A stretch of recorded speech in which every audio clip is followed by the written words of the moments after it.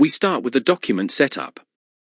We include the Tailwind CSS script to manage the styling and layout of our parking application easily. We set up the main interface. The empty div with the ID parking lot uses a responsive CSS grid with 4 columns to organize the parking spaces. We also include a quick color legend so users know green means available and red means booked. We add an empty container to display the booking details later, and then we define the modal. This is the booking form modal. It is positioned fixed to cover the entire screen with a semi-transparent black background, but we hide it by default using the hidden class. Inside, we have a form to collect the driver's details. In the script, we grab our DOM element and create an object called booked slots to keep track of reservations.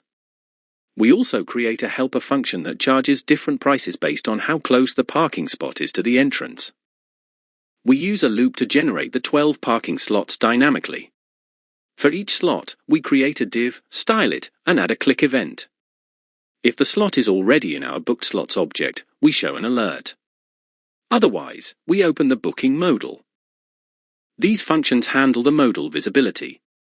Opening the modal removes the hidden class and injects the specific slot number and calculated price into the form so the user knows what they are paying for.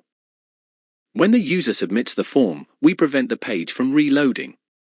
We gather the inputted data, save it to our booked slots object, and visually update the parking slot by swapping the green background class for a red one. Finally, this function updates the text summary at the bottom of the page. It converts our booked slots object into an array, formats the data into a readable string for each booking, and displays it.